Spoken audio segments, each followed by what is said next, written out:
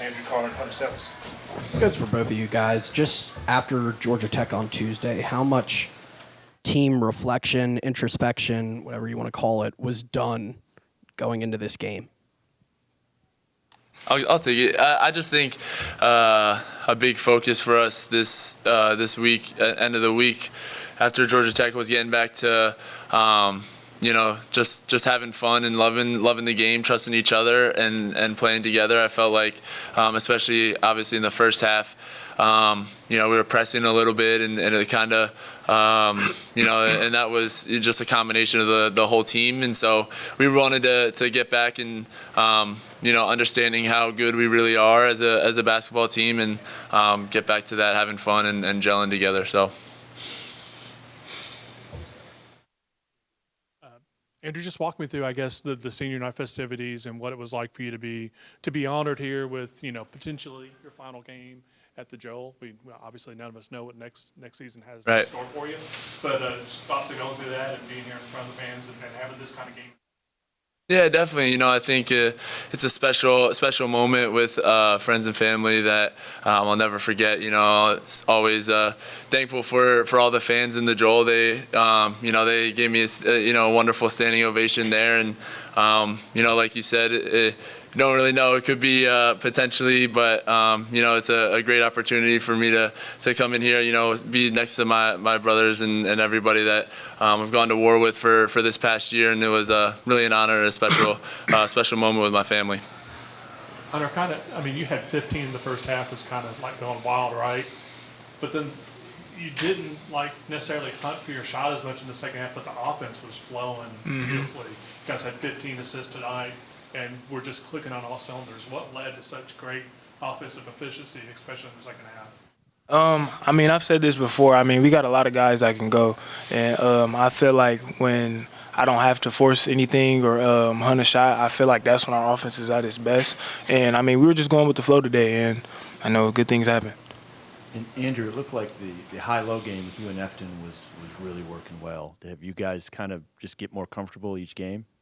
Yeah, definitely. I think, they had the two awesome bigs themselves and really physical guys. And so, as the season has gone on, being able to play with them, trying to know how hard it is when we're playing defense and if they want to double team or do whatever it is when the 4-man feeds the 5-man, it's really hard to kind of double off of that. So for us, kind of back and forth, being able to feed the post to each other has been, really successful this year, especially, I've seen both of us kind of get that cut, pass it in and get that cut towards the middle a couple of times because it's really hard for teams to defend that, to try to go double or do whatever it is when you're trying to make that cut. So, it's really evolved and been good for our offense. It's time for Hunter to rest a little bit, right? Exactly. At the beginning of the second half, you guys go from leading by 8 points to trailing by as much as 5, and then it seemed like there was just a massive momentum shift. Was it just a change in mentality? Was it a shot in the arm? Is it anything? What went into it? We kind of called a timeout just to, get ourselves together. And, it was a timeout just real positive. Coach Forbes was basically just telling us, all right, calm down. We've been in this situation before.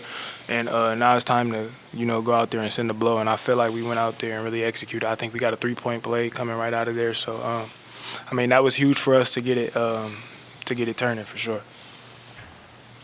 Speaking of timeouts, 1:32 left in the game. There was a goaltend call on Efton Reed, got reviewed, got overturned. You guys got the ball back up 5. What was being talked about in that huddle? Because we all going through scenarios under both ways, like what happens if it's a 3-point lead, what happens if it's a 5-point lead. What was that timeout like?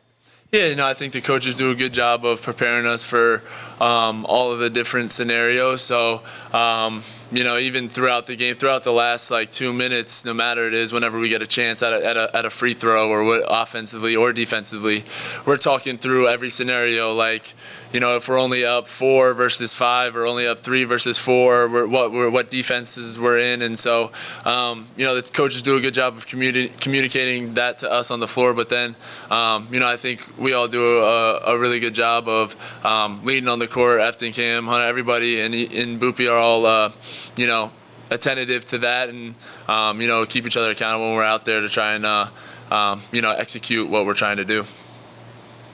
What goes into the next few days before a trip up to D.C. in terms of NCAA tournament hopes still live, but you got to fight for it? I mean, just what goes into those next few days?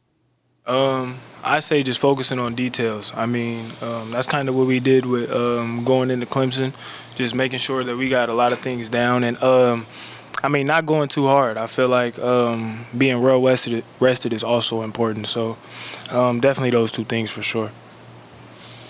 Anything else? All right, thank you guys. Thank you. Thank you.